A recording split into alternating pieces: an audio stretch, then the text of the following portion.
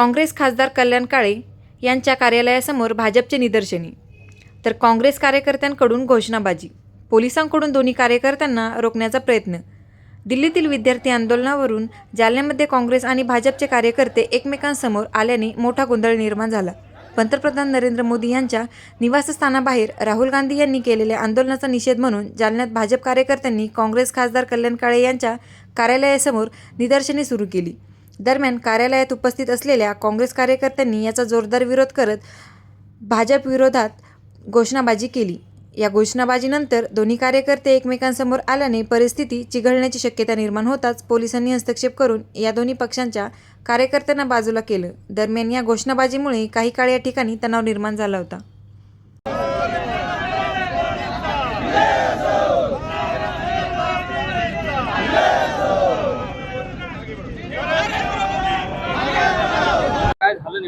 आता आमने सामने आले होते तुम्ही एकमेकांविरोधात.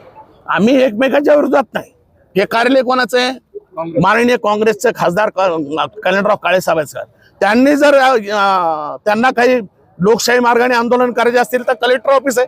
आज आम्ही सकाळी गांधी चमरला आमचा निषेध त्या ठिकाणी नोंदवला. आम्ही पाहिजे असलं तर एखाद्या भाजपच्या कार्यालयाच्या समोर आंदोलन त्या ठिकाणी करू शकलो, पण आम्ही बाबासाहेब आंबेडकर घटनेला मानणारा वर्ग आहे. हा काँग्रेस पक्ष घटनेला मानणारा आहे. त्यामुळे आम्ही लोकशाहीचं मूल्य जपतो. ही लोकशाहीचे मूल्य जपणारे त्या ठिकाणी अवलाद नाहीये, म्हणून ते मुद्दामून आपली चोरी लपवण्यासाठी खासदार साहेबांच्या बंगल्यासमोर त्या ठिकाणी आलेले हे निषेधार्थ आहे. उद्या ज्यांना त्याची किंमत त्या ठिकाणी चुकावं लागेल. आता असं आहे की चोराच्या उलट्या बोंबा म्हणतात काँग्रेसचे कार्यकर्ते इथे येऊन आंदोलन करतायत. हे बघा, एक लक्षात ठेवा, काल याने काय केलं, पंतप्रधान नरेंद्र मोदी यांच्या घरासमोर केलं की नाही? आतापर्यंत इतिहासात कोणत्याही प्रधानमंत्रीच्या घरासमोर कोणी केलेलं नाही.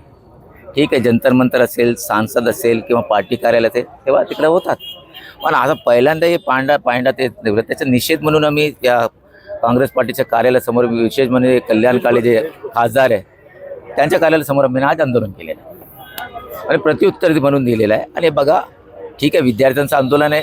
गव्हर्नमेंटने 13 लोकांना त्यात कल्पित लोकांना शिक्षा केलेली आहे, त्यांना आत केलेली आहे. तरी या आंदोलनामध्ये सनातन धर्म आणि विशेष करून भगवान राम यांचा अपमान करण्याचा प्रयत्न करू लागले. ते बरोबर नाही आहे. ते RSSचा काही संबंध नसताना RSSच्या विरोधात बोलायचा किंवा सनातन धर्माच्या विरोधात बोलायचं हे पद्धत नाही. या आंदोलनामध्ये काही सामाजिक कंटक घुसले जे हिंदू धर्माला, सनातन धर्माला बदनाम करण्यासाठी त्यांचा प्रयत्न आहे. आणि आम्ही सक्षम आहे, गव्हर्नमेंट सक्षम आहे, पंतप्रधानजी सक्षम आहे, मोदी साहेब सक्षम आहे, प्रधानजी सक्षम आहे. आणि अशा प्रकारे तुम्ही करणे ही उचित नाही. तुमच्या शिष्टमंडळ गेला नाही.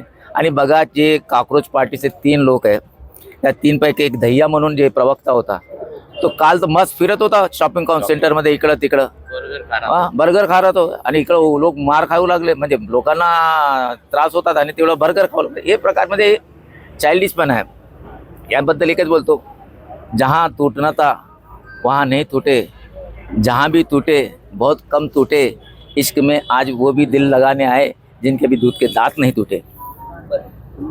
पण सदाभाऊ खोत यांनी आंदोलक विद्यार्थ्यांना थेट आतंकवादाची सूचना दिली. मी ऐकलं नाही, मला माहित नाही त्याबद्दल. मी ऐकल्यानंतर बोलू शकतो. पण काँग्रेसचे कार्यकर्ते म्हणतात की राम मंदिराच्या चोरीवर त्यांनी बोललं पाहिजे.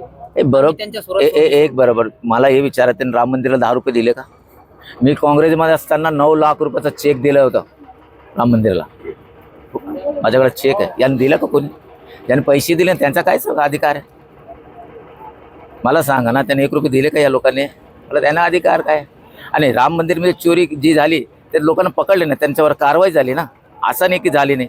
आता तुम्ही बघा, आपल्या देशात एवढं देवळं आहे, चोऱ्या तर प्रत्येक धार्मिक संस्थेमध्ये चोऱ्या होतात. मग असं सोडूनच दिलं का पदाधिकाऱ्यांना? त्याला शिक्षा तर केली ना. त्यांना पदावर दाखलून दिले, पोलिसने अरेस्ट केलेले त्याला. देवराव आमचा आहे, त्यांचा कशाला पोट दुखतोय?